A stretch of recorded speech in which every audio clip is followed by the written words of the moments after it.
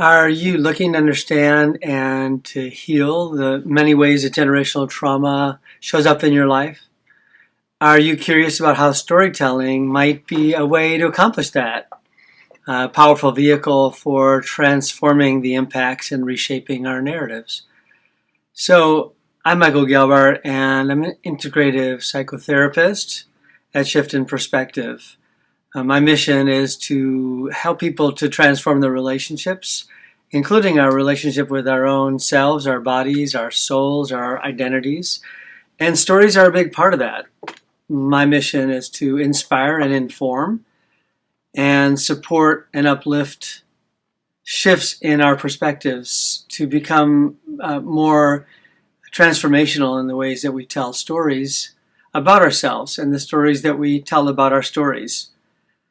I'm very passionate about tuning into these stories in our bodies that are hidden and that have been born into us and that have shaped us profoundly. As we access these stories through various portals of meditation and sharing in groups, we can see ourselves discovering more resilience and regenerating ourselves in ways that we hadn't before known. I post regular videos here on YouTube and invite you to explore these videos to find tools to help you heal and transform. If you're new here, please do press the subscribe button. And also you can check on the link here to download a free guide on navigating intimacy. So with that said, I'd love to share a story with you. I call the story The Legend Engraved in My Being. I've recently tattooed a phoenix on my arm, and the symbol of the phoenix is a legendary universal symbol. There's only one phoenix. Each phoenix is a recycling of a regeneration of the previous phoenix. And just as we exist as unique beings, original beings, each of our voices unique, each of our expressions, our fingerprints unique, and as we regenerate through the course of our lives, the symbol of the phoenix is a symbol for that universal regeneration, the life, death, rebirth cycles. The phoenix is born at the base of the tree of life, lives, inspires all the elements combining, the fire, the water, the wind, the ground being. The phoenix in the Egyptian myth is based at the roots of the tree of life, which are in heaven. And so the Hebrew words in here that are imprinted are emunah, shamayim. And emunah means faith, and shamayim means sky or heaven. And shamayim, the shin is fire, and the mayim is water. So this is an elemental, transformative creature that, as I've said, is in every culture: Hebrew, Egyptian, Japanese, Chinese, Native American, Greek. So why is this symbol so important? Why do we need to believe in this creature? What is its inspirational in the teachings of the phoenix? So I want to speak to that and about this tattoo and the story of my tattoo by going deeper into my history. We can say that as a child of Holocaust survivors, I was born out of the ashes of the 6 million, of hundreds of thousands of cities and villages that were made Judenrein, that were liquidated and depopulated, tens of hundreds of thousands of villages were destroyed. That figure to me is as astounding as the 6 million. In my own personal ancestral bloodline alone, 3 of my grandparents were murdered. 1 great-grandmother died in Treblinka. Dozens of aunts, of uncles, of cousins perished in the atrocities, murdered by gas, fire, or firing squad. Now, as I say that, in all the ways that I've alchemically transformed that has impacts on your body, and I invite you to notice, attuning to yourself and your own body, how that reverberates. My mother survived in hiding. Her family was demolished. My father survived Buchenwald. Now, Buchenwald, ironically, means Buchan is beach and Vault is forest. I grew up in Beechwood, Ohio. Synchronicity. These synchronicities that keep recurring, we know this. When synchronicities occur, there's something to me that says, we're tuned in now. This tremendous migration of my people, the survivors of my people, to revive our lives, to rebirth out of the ashes, moved to Cleveland, Ohio. Holocaust survivors were migrated to very specific population centers, Cleveland being one, Philadelphia, Kansas City, Houston, New York, of course, Los Angeles, places in Australia like Melbourne, many Gelbarts are there, different locations, of course, in Israel that became hubs, South Africa, that became hubs of survivors reviving.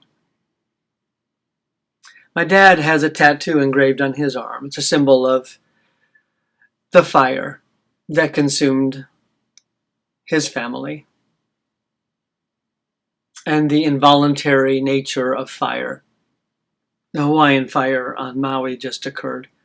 Fire is destructive, and regeneration comes through the fires. We do revive, our lands revive, our people revive. It doesn't diminish the suffering that occurs. The fire and the water that combine. The renewal and the regeneration, that's what faith is about. Faith in renewal. The Phoenix legend has the Phoenix with Job. There is Job in all of his suffering, unjust, unfair, atrocious suffering, undeserved. And there's the Phoenix. In a sense, I see the Phoenix of Arshana reassuring Job. Yeah, as they say, Gam Zelatova, also this is for the good. Something good will come. There's an alchemy to that. An alchemy of the elements of death and rebirth. And the Phoenix is a symbol of this remedy of faith, of regeneration. There's a great poem by Rumi the great Persian poet. One dervish says to another, "What was your vision of God's presence?" "I haven't seen anything, but I'll tell you a story. God's presence is in front of me, a fire on the left, a lovely stream on the right. One group walks toward the fire, into the fire, another toward the sweet flowing water. No one knows which are blessed and which not. Whoever walks into the fire appears suddenly in the stream. A head goes under the water surface, that head pokes out of the fire. Most people guard against going into the fire and so end up in it. Those who love the water of pleasure and make it their devotion are cheated with this reversal, and the trickery goes further. The voice of the fire tells the truth, saying, 'I'm not fire, I'm fountainhead. Come into me and don't mind the sparks.' If you're a friend of God, fire is your water. You should wish to have 100,000 sets of moth wings so you could burn them away one set a night. The moth sees light and goes into the fire. You should see fire and go toward the light. Fire is what of God is world-consuming, water world-protecting. Somehow each gives the appearance of the other. To these eyes you may have now what looks like water burns. What looks like fire is a great belief to be inside." Now this is such a reversal of what we think, because fire is so destructive. And yet there's a kind of fire on a spiritual level, on a mythic level, on an elementary level, that is a transformational power. I burn with fire, with intensity in my core. My sun is in Aries, my moon is in Cancer, and thank God I have Capricorn rising to help me feel grounded. Whatever you believe about astrology and astronomy and the stars. I know that I burn with intensity in my core, and I'm also very emotionally sensitive. Changeable moods, highs and lows. I swim in pools of blessings. I channel flow. I have access to heights and to depths. Rivers run through me, and my wings fly. I feel high. I dance, inspirational dance. I'm ecstatic. I'm enthusiastic. I'm here to live inspiration and to be an inspiration to others. That's my purpose. And as I process through the trauma of my system, of my generational system, as we journey through and discover the healing that's embedded in the wounding, the wisdom that's embedded inside of trauma, we can then be lights to one another. So I'd like to share with you the story of this tattoo. So 19 years ago at Burning Man, I had this idea to have a phoenix tattoo. I'd never thought of one before. 19 years ago, so that makes this tattoo, which I received this a couple of months ago, not an impulse tattoo. It's an original. It was co-designed with a woman, Brittany, who was the artist that when I saw her, I knew she was the artist to create this tattoo. Now, Jewish law says no tattoos, but my father's tattoo, concentration camp, death walk tattoo, my son's tattoo, he chose to honor my dad and have the same tattoo in his arm. Well, I'm of this lineage in this choice that I've made to mark my body in this way. I met Brittany, this very deeply spiritual, creative tattoo artist, when my girlfriend and I, Beatrice, went to the tattoo shop, and Beatrice received a Tree of Life tattoo here. When I met Brittany, I knew she was the artist. I have transformed my own body in order to honor the originality of regeneration and the uniqueness of each one of us. One more story I'd like to share. I was born out of the ashes of the fires of the Shoah. And what happened in the revival of my family is that the Jews that came to Cleveland regenerated. How did they revitalize? How did these Jewish survivors who had gone through such tragedies revive, rebirth, renew, revitalize? They banded together. They bonded together. They repaired the fabric of love. They married other survivors. They continued to practice a tradition that they had suffered from, in how our people were reviled as outsiders.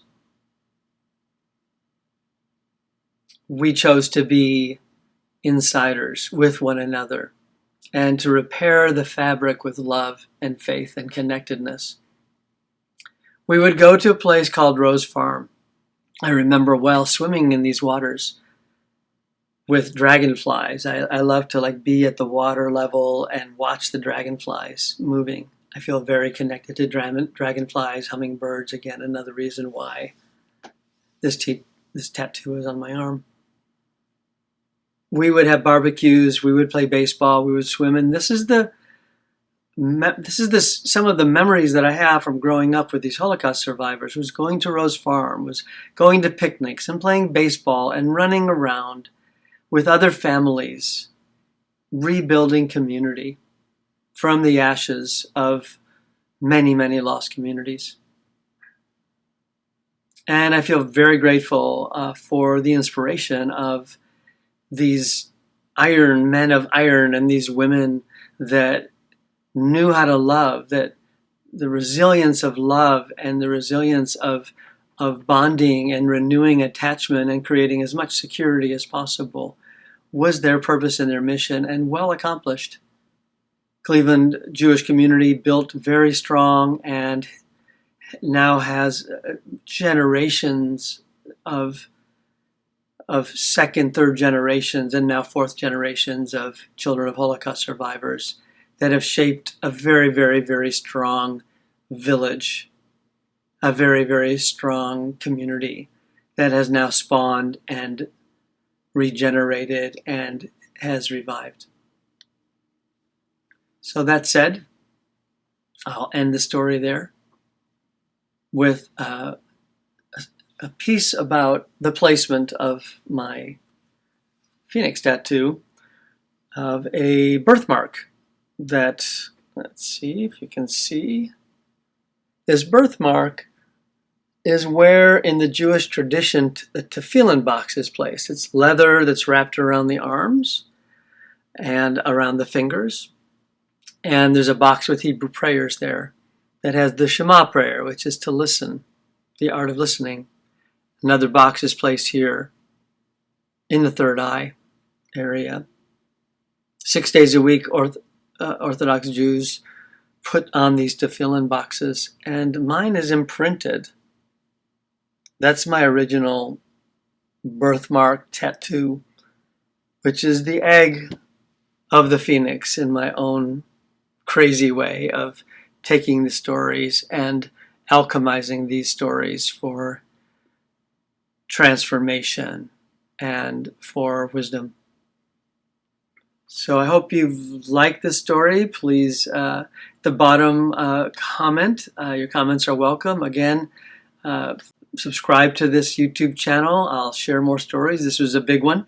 I hope that you've gained some kind of insights and learnings from Avar Shana, the Phoenix. And I'll say goodbye to you for today. Michael Gelbart, Shift in Perspective.